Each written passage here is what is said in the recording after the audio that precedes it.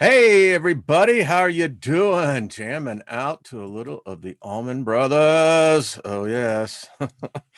Oh man, takes me back. Saw them guys way back when, and actually saw when Dickie Betts was still alive. So Dwayne, all of them. So how are y'all doing? A little early, yeah, about a minute. So what? In our reality, it's all the same. So let me get all the buttons. Thank you for everyone being in here. So good to see you. Just speaking favor over us all. And thank you for being part of the journey. It's a far out trip. Telling you folks, love it, love it, love it. And yeah, as I continue to click the buttons, there we go. So, what's up? Hey, Mad Cow Perkins, very kind comment. Thank you. Blazing River, good to see you. Nina, hello. I think you have a show today, don't you? I think, is it Humpbacks? Anyway, put a link in there. Lost in Space, good to see you. David Castle, hello. And Pamela, Michael, good to see you. Grandpa, Brian, what's up? Loretta, hello. Martin and Heidi. Justice for all, isn't that the truth? Hey, Robert V, what's up? And Annie is here as well. So good to see y'all. Let's see. Speaking favor and Bosto, give the old hug because I'm going to tell you what. Holy crap! You looked outside in the world. Yeah, this show is going to be so freaking relevant because hey, there ain't no denying. Things are like fraying at the sides, you've had that. Haven't you had that, particularly on a shirt undergarment, you pull the string and you keep pulling it. Next thing you know, you ain't got the garment anymore. So Big Al, I know you keep asking. I'm waiting for my wife to let me know, but there is a show. I think it's July 3rd. It's going to be over on Nina's channel. And I think this is to do with the cards. Is that right? So I think I got that right. And if I don't, well, I'm sure someone will correct me. It's and it's cool, being corrected is not an issue. Shouldn't be. Back in the day, when when you were dealing with startups and particularly in the tech industry, and back in the day when it was truly the internet wasn't defined. We didn't know what the internet to do with it. Boy, I'm not sure if we got it right. Just saying. And being a part of those early days when there wasn't anything like an Amazon, there wasn't anything out there. You had, if you were seeking capital, investment capital, you had a couple of routes.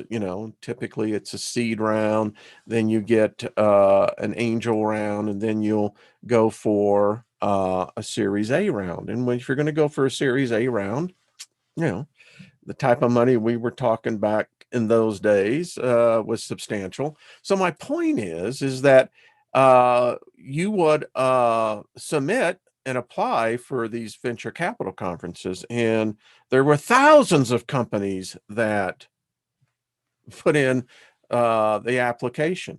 And when you think about it, these were one-day conferences where at the most there were 20 companies, 10 in the morning session, 10 in the evening session.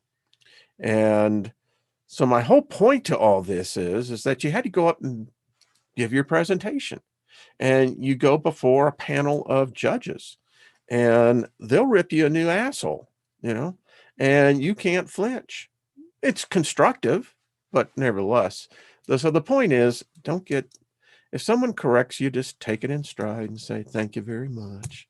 I am excited about this program. We are really into something here. So think about from the perspective in this community, in which I would call the extended spokes, because this community touches a lot of other communities. I would say that kind of the universal goal is that We want to make sure our transference of consciousness takes place, that we have completed the mission that we feel that we're on. We have the belief system that says, hey, I got a soul, or I'm a spirit being, and there's a whole new reality on the other side of the rainbow. Okay. And, I guess you could say that that would be a characteristic of Homo sapiens. I'm not sure what the Neanderthals believed. Not really sure what the Cro-Magnos. I'm not sure what the Denisovans. Not sure. I mean, we've got, the pictographs, the hieroglyphs. Remember, we're trying to determine something that we have no idea what they were saying.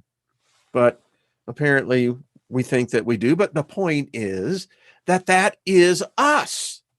And we think that we're a pretty well advanced species. I mean, if you read out in the general public, when you have to go out with all the straights, that's what we used to say.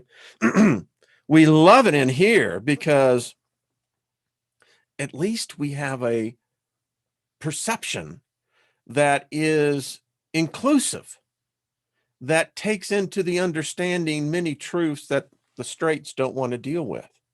So, but anyway, that the straights are what really constitute our species. I mean, if you were visiting us and this observing, you're going to have to say, well, yeah, what we see for the most part. So that has to do a lot with disclosure. It's already here. It's being unveiled to us now. And I think that we're just in the beginning stages of it. And I think it's going to become multidimensional, multifunctional as it spreads out. I think it's going to hit every aspect of our perceived understanding of who and what we think our culture, our civilization is. Having said that, we have to understand that if we're dealing with intelligence, bipedals, it's amazing. There seems to be a general pattern in the universe that bipedals seem to be the way that natural evolution takes place.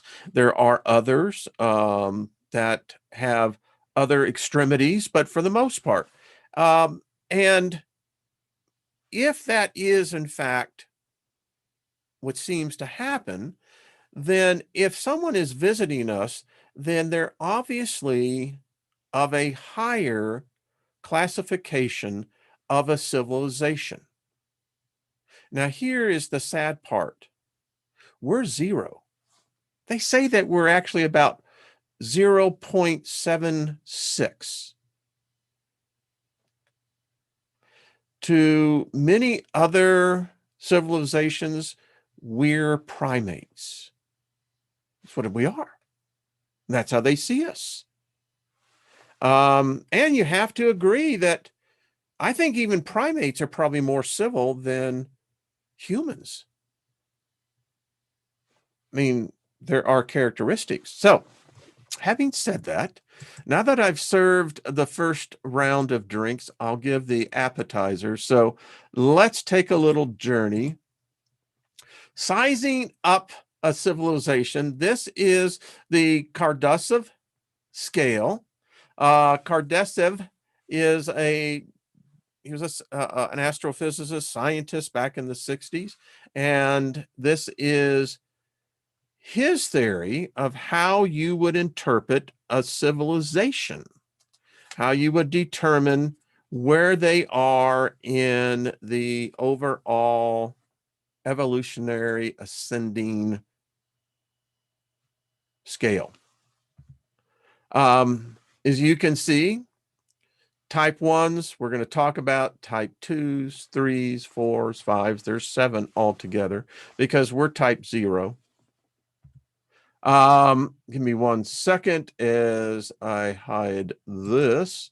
All right, so a little background on the dude.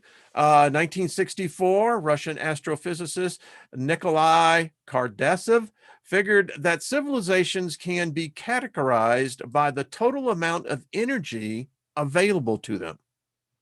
He defined 3 levels of civilizations based on their capacity to harness and use power. Think about it. We're in the age now where our culture and our civilization today, we are consuming so much energy that our ancestors would be throwing a fit because they didn't use that much energy. But we're now at that stage where if we don't have the energy, our society, our culture collapses. These have been since been expanded into another 4 in light of the increasingly wild speculation spawned by marrying mathematics and theoretical physics. The Kardashev scale, as it is called, now lists 7 levels of civilizations based on their power consumption and implicitly on their technological advancement and extension. And remember, this is a theory only, right? Okay, everyone got that. The evidence of a civilization. Now, if there was a civilization that are what we would call explorers, there are. Tomorrow, I already got the show. We're going to do the mug shots. This is going to be the prep walk of the ETs. But if you were passing by and you saw this light, so this is consumption of energy. So from this, you can automatically come up with the following, is that whoever this species is, they have harnessed what we call the very basic levels of energy. In this case, by what we see by evidence, would say that they have developed at least the energy source to produce artificial light. Big deal. So we have a type 0 civilization. Now, a type 0 civilization, as you can imagine, is one that has not yet been able to harness all the energy of its home planet. It is therefore a sub-global one that harnesses power from raw materials. That's where we are at. Love the tea. Hey, Rennie. They do not yet have the ability to leave their home planet, but are making steady progress towards us. That's us. That's where we are. Humanity is type 0, a civilization, again, that harnesses the energy of its home planet, but not to its full potential just yet. Where we are in our science and our technology and our evolutional development, we're still, we're toddlers. As you might have guessed, that's our good old human selves. We're currently about 0.73 on the Kardashev scale. It is presumed we'll reach type 1 in about 200 years, give or take, depending on how fast our technology advances and how diligently we procreate. Yes, that's becoming a real challenge for humans. We're losing the sperm count, baby. Yeah. Or destroy ourselves and we start over. Now, apparently, another version of us, they say that we eclipsed at one point in the cycle where we almost made it to 1. But we screwed up. We turned on each other. And due to cataclysmical cosmic events, both on the terra firma and outside, yeah. And apparently we've done this. There is one race of beings, as I have read, who've given up on us. They have told the Galactic Council, whoever these groups are, give them up. The Homo sapiens ain't going to make it. They have shown us repeatedly they cannot pass the test. I think we're in the classroom taking the test. The fact is, someone will eventually take over this planet. If we don't figure it out, and in my notes, I have a plethora of them. There are plans apparently right now of Earth being attacked, and not by us. There is, in fact, as I said, a growing consensus of the outside civilizations that we are defective. We cannot seem to get past our own aggressions. And one of the things that the higher civilizations are determined not to allow is another defective species who cannot control their self-aggression about themselves or their fellow man, woman. They're not worthy to be let outside the cage, metaphorically. So a type 1, what is a type 1? A type 1 is a civilization that is capable of harnessing the total energy of its home planet. This is where we're heading, whether we want it or not. The good part would be that we always achieved it. Excuse me. That we've achieved it at an ultimate peak. The bad part is that we'd then soon have more energy demand than supply. You know, it's the law of cause and effect. If you have more food, people are going to get fat. If you have less food, less demand, people aren't going to get fat. You know, it's just how it is.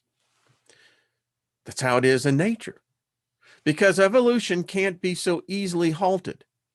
We have to leave Earth and start pumping other planets for their worth, or even milk our own star directly for its power. Now, here is the thing. If you think about this, type 1 civilizations that are already there. So what happens when their raw materials begin to wane? They begin to go out and look at other places. Hello, Earth, huh? Regardless, becoming a type 1 civilization is overall a good thing, at least in fiction. Remember, this is by theory. As a type 1 civilization, we would be capable of controlling Earth entirely, maybe even influence the weather, control volcanic eruptions and earthquakes, influence global flora and fauna, geologically make up plate tectonics. That's pretty awesome. On the flip side, we'd have to recycle everything to get by.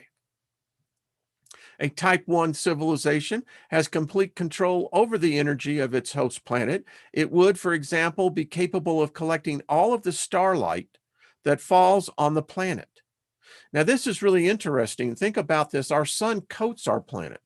Other than coating the surface completely with solar panels, collecting such vast amounts of starlight could be achieved using solar power satellites, transmitting the energy to the surface wirelessly. Power from fusion reactions on an industrial scale could also be used to produce similar amounts of energy over geographical timescales. It's pretty far out. This is Arthur C. Clarke type material. But this is, I believe, listen, the other alternative is that, as I'm going to point out here, then the universe is a waste. Whoever invented it, whoever created it, is a fool. Because if there is no other life than ours, that's a cosmic waste.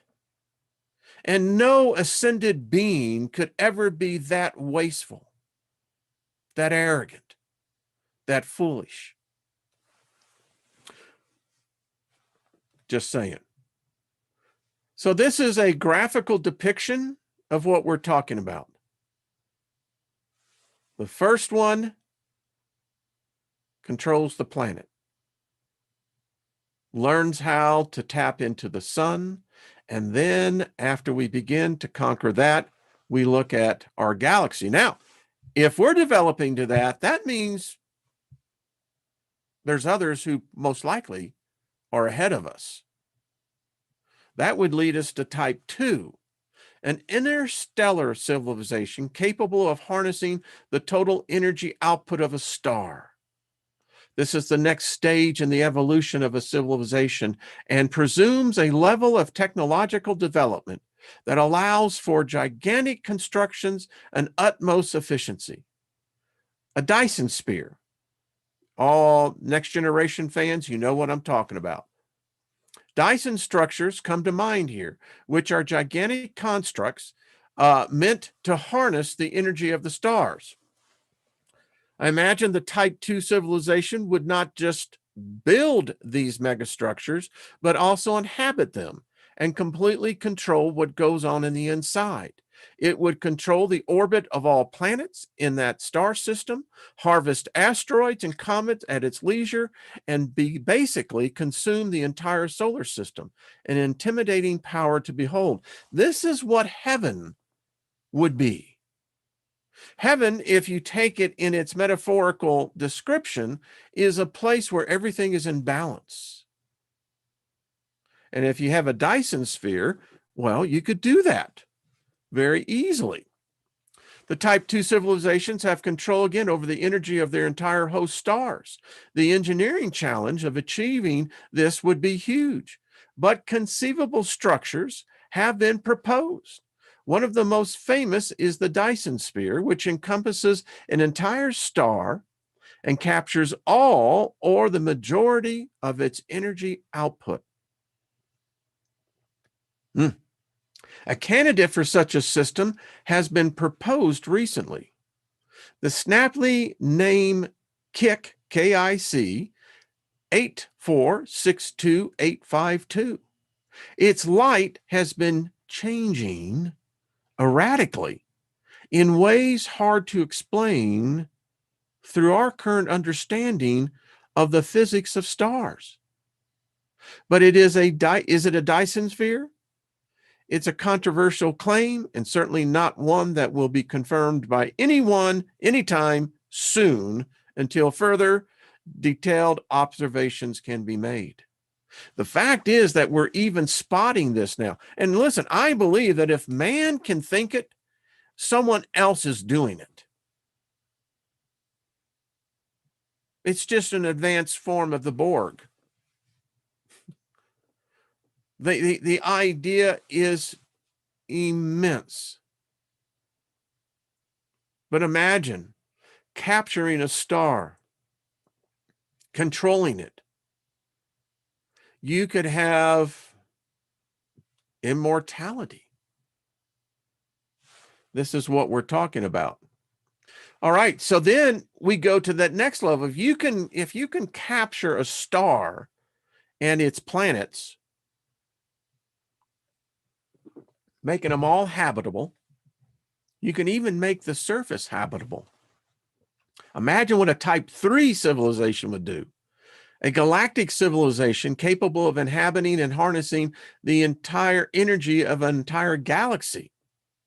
Here we start to venture into truly the cool science fiction territory. Or am I the only one imagining this scale of evolution? This is a level of intelligence man is unable to fully comprehend. A Type 3 civilization would span the entire galaxy, colonizing and controlling the numerous systems. It would be able to harness, store, and use the energy output of all stars within that galaxy. Such a civilization would use planets like building blocks, being able to move planets from one solar system to the other, merge solar systems, merge stars, absorb supernova, and even create stars. The galaxy is their playground, and everything in it becomes a toy, even galactic chess. Probably as it is here on Earth. We're most likely on the board. Type 3 civilizations completely blow the first two away, being capable of controlling the energy of an entire galaxy. Imagine the Milky Way. This could be achieved using a whole population of Dyson spheres around all the stars in a galaxy, or by trapping the energy of the black hole, by theory, in the center of our galaxy. Controlling the energy on this scale would require unimaginable feats of engineering, as well as interstellar transportation mechanisms far beyond human capabilities today. Now, I want you to take a look at this. What I showed you yesterday, I think many of you may have remembered the pictures that we've gotten recently from the Deep Field telescope. Here it is. Could it be possible that what we're seeing in these pictures yesterday, as I showed you, of these concentric uniform circles seemingly to go through stars, could we possibly be looking at a Dyson sphere? Is this the telltale sign of a type 2, definitely maybe a type 3 civilization? Think about this. A conduit. Maybe this is an energy conduit that is on a scale that is beyond our capacity, our ability to even begin to fathom. It's artificial, or at least that it appears that way. We don't have anything like this around us. Then we get into the type 4. Now, this really gets out there. This is a universal civilization capable of harnessing the energy of a whole universe. This civilization would be super galactic, able to travel throughout the entire universe and consume the energy output of several, possibly all the galaxies. Think about that. That you would have to have technology on a level, maybe this is a level of energy that is actually responsible for spiritual life itself. Maybe it's a cocoon, but the energy that would be required is, well, we can't think about even that level. It would also be capable of projects of gargantuan proportions, such as manipulating space-time and tinkering with entropy. Whoa! Thus reaching immortality on a grand scale. An essentially indestructible and highly utopian civilization. This is a race of beings that would be considered to be God, but they would even admit they are not God. Now, imagine, I found this artist's rendition, and lo and behold, who would have thought that compared to what we're now seeing in the Orion system, and advanced beings, I mean, it's, again, let your imagination run wild. Finally, the top 5 is a multiverse culture capable of harnessing the energy of multiple universes. Welcome the metaphysics. Leave your common sense at the door and count your strings before entering. This would be a place that, it would be the place of beginnings, I guess. No doubt, a child of the increased popularity of string theory, the type 5 civilization would outgrow its own universe. It would span countless parallel universes, being able to manipulate the very structure of reality. Find that hard to imagine in practical terms? You're not alone. We're all friends here. Have a cookie. And another sip of tea.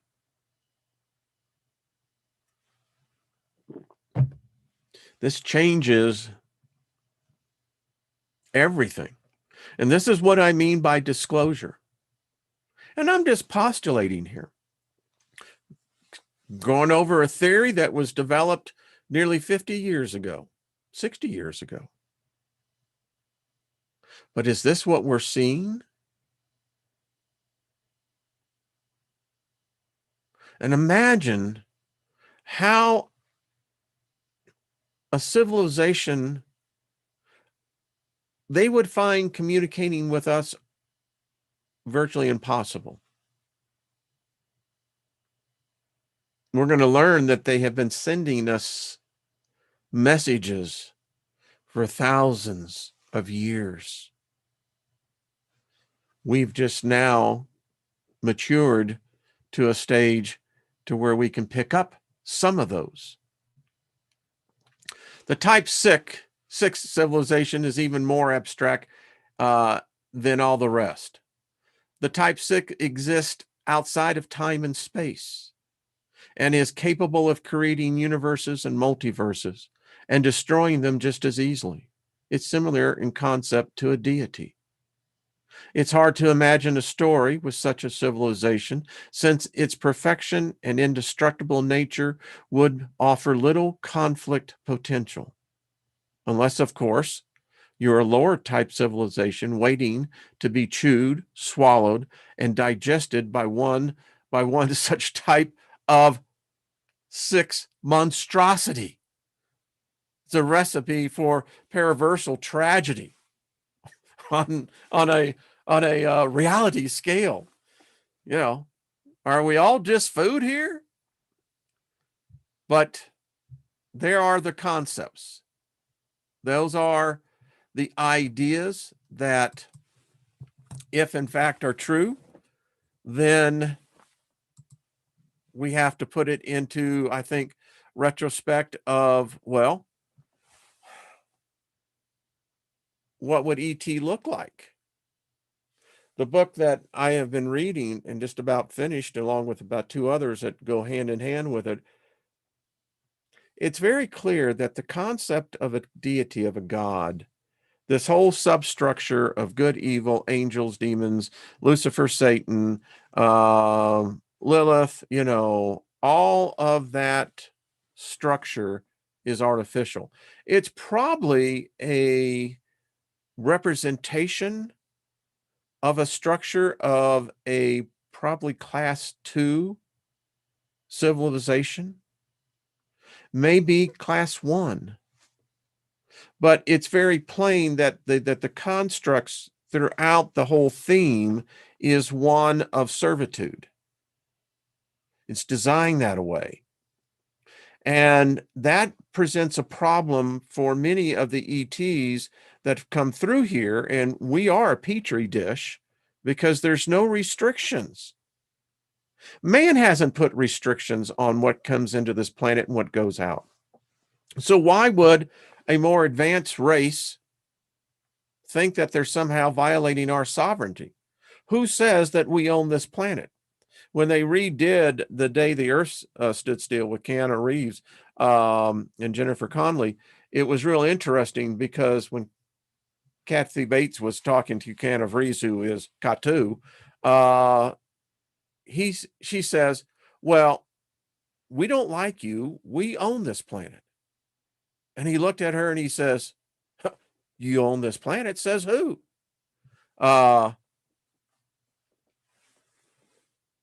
I don't know, Blazing River. I think we have to go back and look at it. It may be. I mean, we may be inside constructs of constructs that, there ain't no getting out. I mean, we may be so far into, the Russian dolls that you can't escape. But it's very evident that something is already here. And it's been here. And I think that if you can get to this point of saying, well, if there's already a group, a race of beings who've looked at us, they've judged us, And we have failed. One set of beings who has no religion in any of its constructs really doesn't understand humanity. They don't understand why humanity has this need to seek such a thing as a God. You've never found it, is what their question that they come back to man with. In all your searching, you've never found an actual God, not one that's actually manifested before your species, but yet you're in such conflict over this unseen construct that you kill each other over it. Well, listen, if you're a type 1 civilization, you're going to be like many of them and say, we don't want anything to do with this place. And there are those. They just don't want to have anything to do with this place at all, because we're insane here. We've done this over and over again. We can look at the world today. We are in World War III. I don't know if you know that. Join me on the Steiger perspective tomorrow night. We are in World War III. It's here. Well, this is just the beginning. And if there is not, and there is this non-interference clause in these planetary solar system galactic councils, and there are those who just won't touch it. They're not going to intervene. Thankfully, there have been a few species, these races, who have in fact are in fact trying, but we seem to kill them. It seems like our government, the United States of America, the Russian government, China, are all murderers. They have murdered delegations that have come in the name of peace, and there were conditions to this. Man would have had to completely restructure the governments. These three governments particularly have murdered alien races that have been here.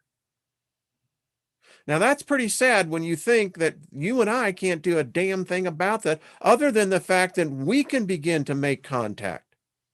They're tightening the grid, and it's becoming more and more challenging, but it can be done, because if we'll learn that together, if we point our, I'm just going to say it, telepathic abilities and unite them with one another, you'd be surprised. So, boy, this is good stuff. I love it, because, whether it be true or whether it not be true, one of the things I do know is that the evidence against us is overwhelming. So I want to get into this, because this is a document all of you really do need. So let's get into this. This is the final appeal to mankind. It's volume 1. This is Nikolai Lavashov, and I love this dude. I mean, wait till you get into this. The universe, the mystery of life. How did life begin from non-living matter? How did it happen that inorganic atoms, combining in various orders and quantities, created organic molecules, which then evolved into living matter? Anyone in the chat room want to stand up before the class and maybe give your dissertation on these?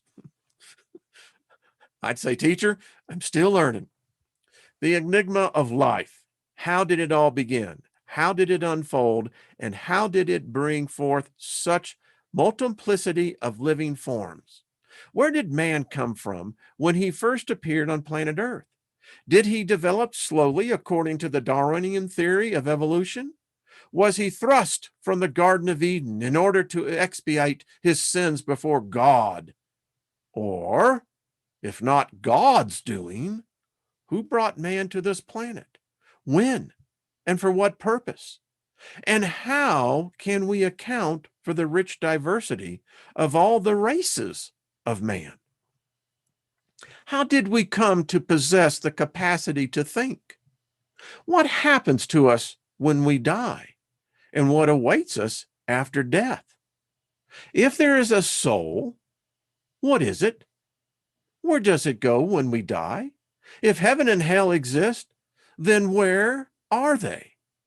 Why do we not see them, as have those who have experienced clinical death and then return to life with reports of being welcomed by angels and drawn into a tunnel of light? What happens at the moment of conception? And how does the human embryo develop? What is reincarnation? Do we live one or many times on this planet? Is it possible for us to see into the past and future and to move through vast realms of time and space without a craft? Or are we alone in the universe? The answer is obvious if we are willing to stretch the boundaries of our conventional thinking. Suppose that 100 years ago, extraterrestrials sent us a message in the form of radio signals requesting contact with intelligent beings on Earth. How could we have heard or responded? Without radio receivers and decoders to pick up the decipher of such signals, we could not have had an inkling that we were being contacted. Added to this, most other civilizations in space function on a vastly different development level, transmitting and receiving not through radio signals, but telepathically and holographically. Thousands of signals continually bombard us from space in the form of three-dimensional holograms, broadcasting the desire to establish contact with man on Earth. But most people are unable to understand or process this information.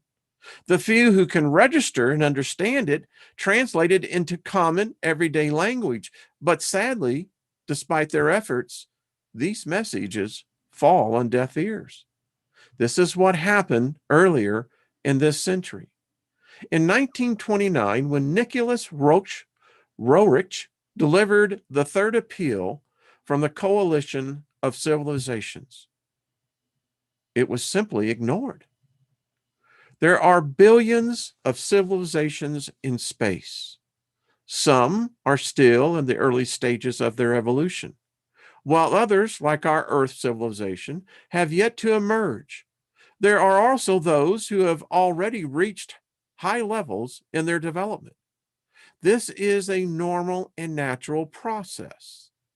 Our own civilization will shortly have to undergo its birth into the cosmos.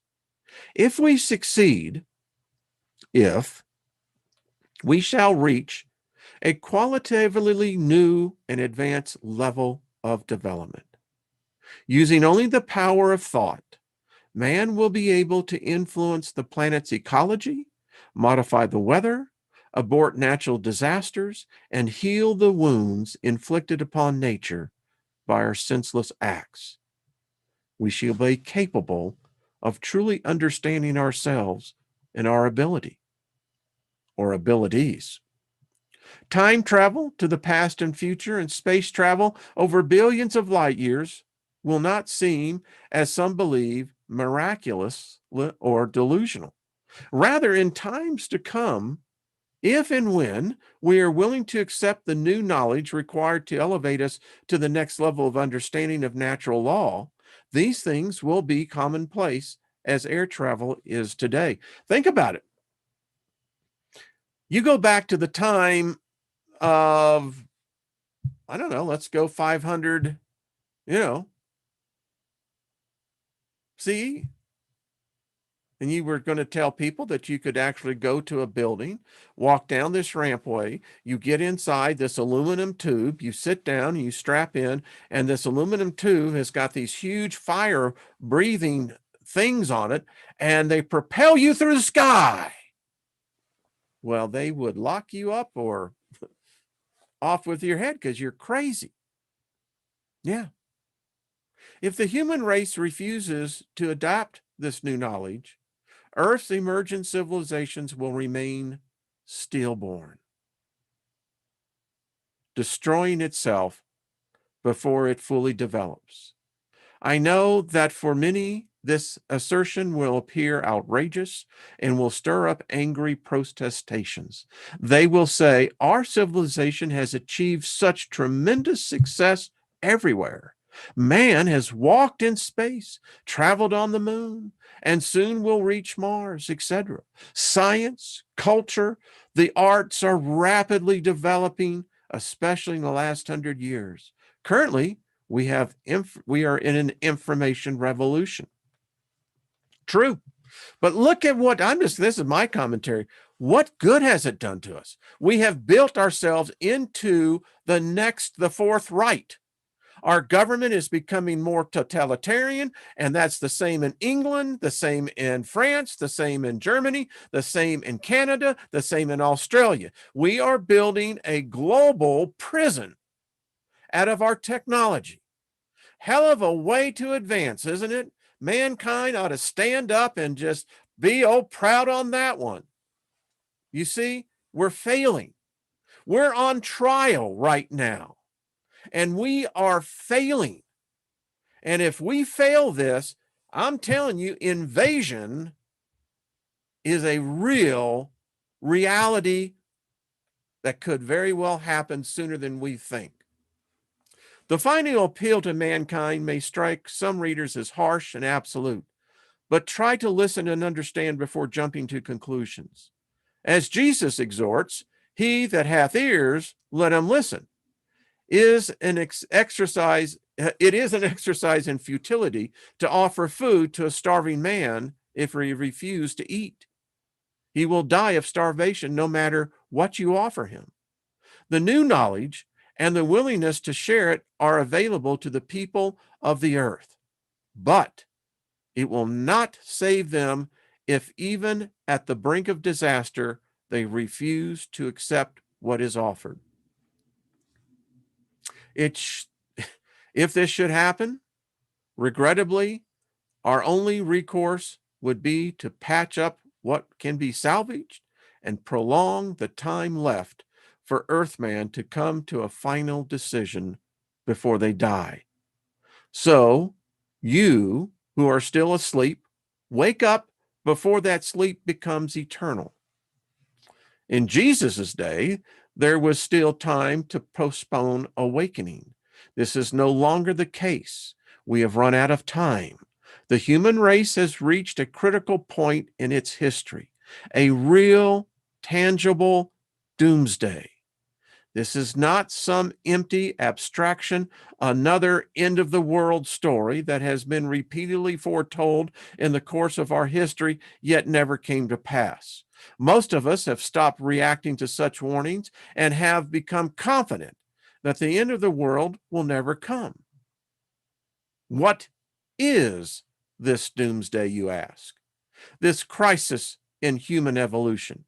We may call it by many different names, but its significance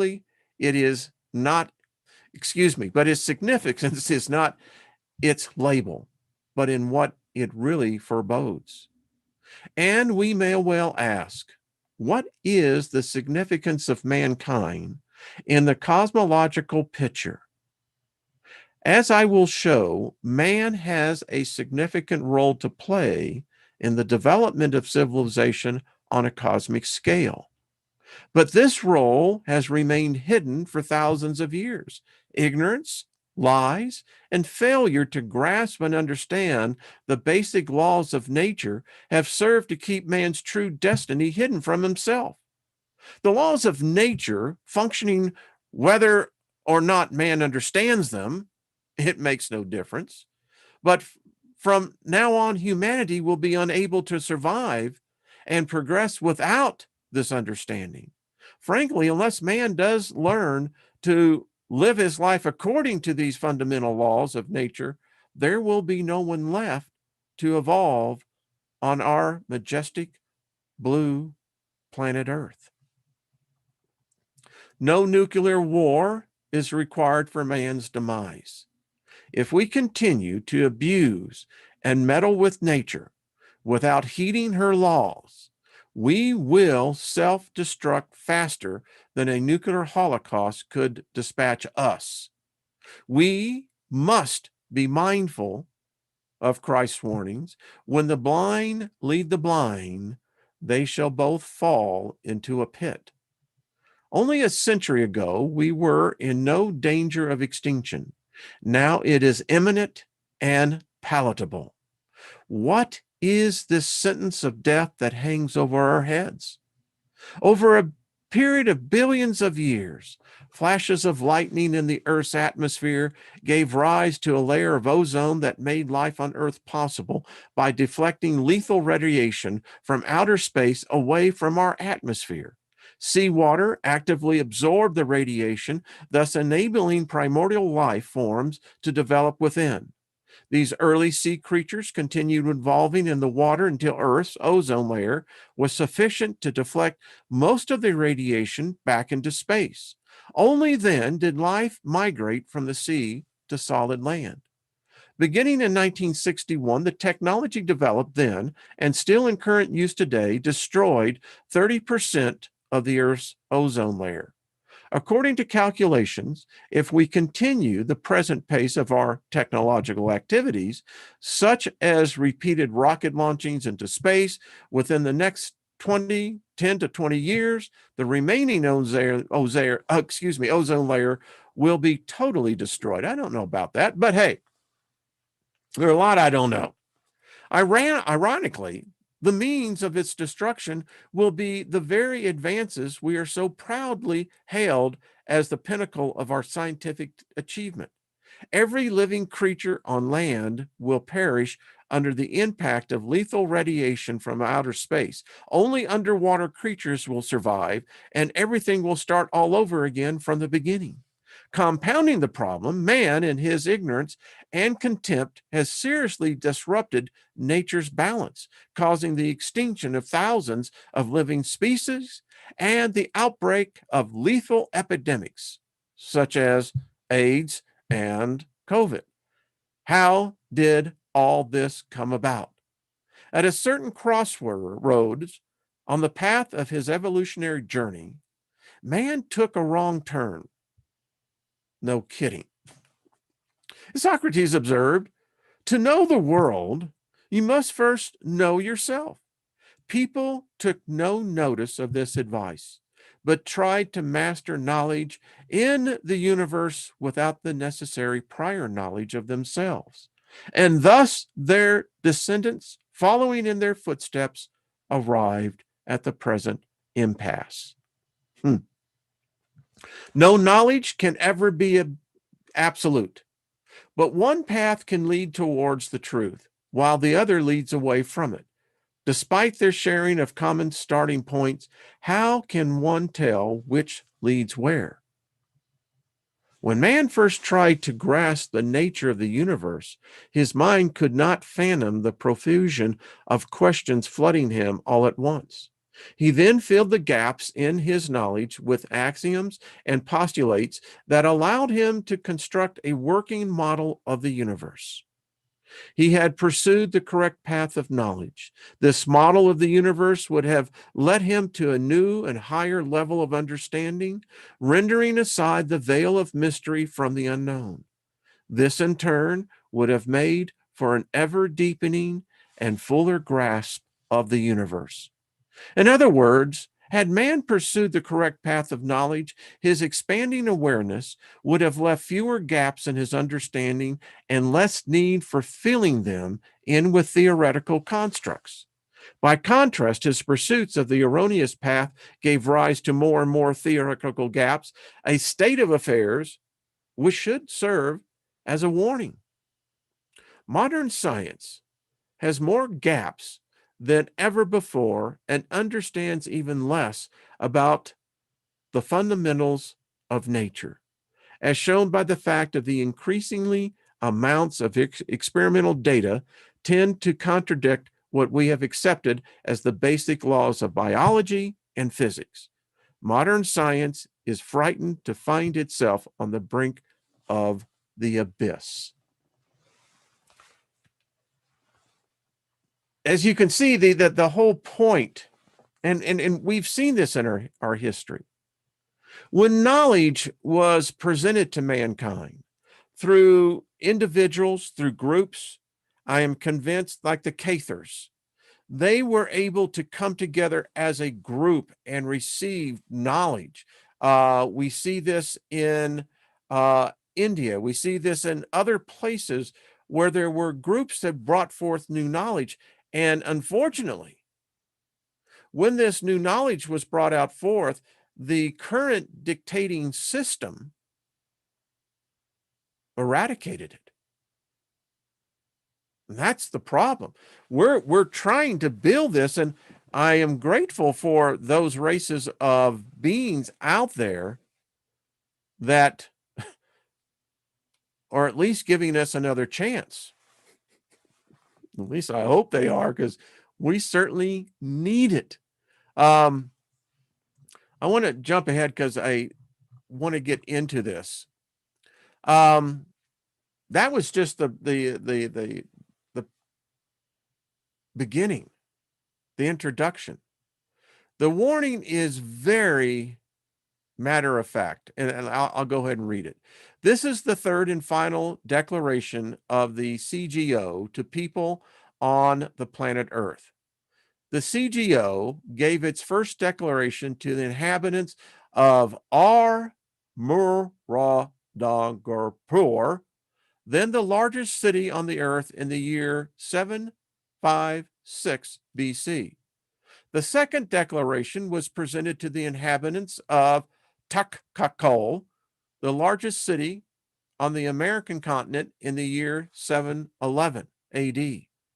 The present declaration to the people of Earth is basically identical to previous ones in content and is written in the most common languages on Earth: Chinese, Russian, English, and Spanish. The text was edited with a consideration of contemporary levels of the inhabitants' knowledge and misconceptions.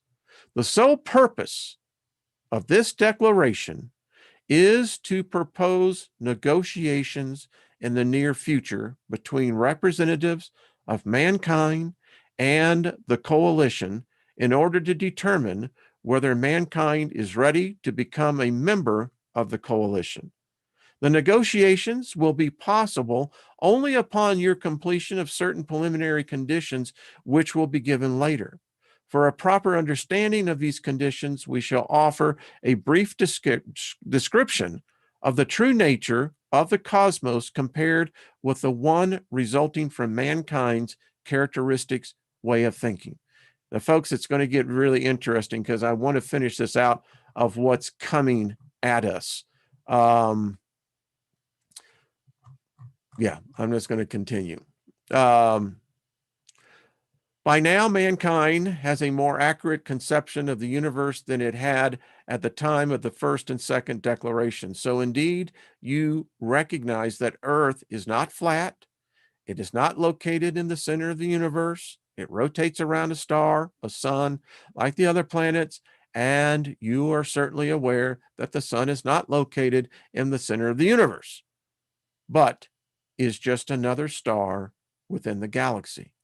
However, the most recent energy transformation, sustaining the activity of the stars, including your own sun, and permitting the existence of life on Earth, is only one of many in the universe. Aside from these observations, the vast majority of your cosmological constructs are in error. Your scientists' belief that all universal laws are and always will be unvarying, and that physical constants are unchanging, is illusionary. For example, the gravitational constant changes significantly within your solar system, not to mention on any large scale. This fact has led you to seriously miscalculating the size of galaxies and the distance between them, and has also produced the erroneous theory of a circumscribed universe, and only this year, another erroneous theory of an expanding universe. Your basic concept of three-dimensional space, which serves as a fundamental building block for your cosmological ideas, is also an error.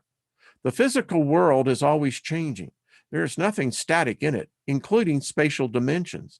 Dimensions in space fluctuate, changing evenly over a very wide range. The best condition for the beginning of organic life is a spatial dimension that equals plus pi times 3.41416.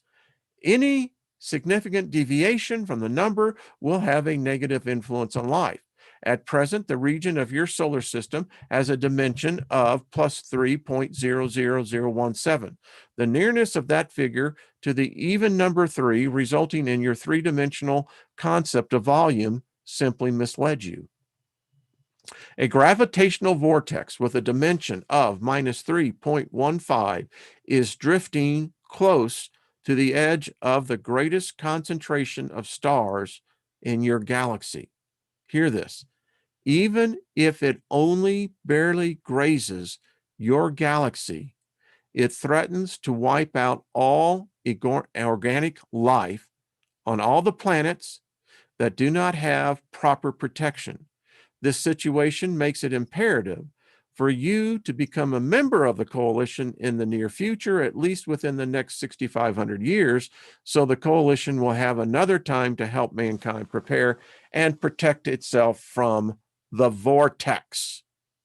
Presently, there are 220,000 intelligent races in your galaxy, including yourselves, who are considering joining the coalition.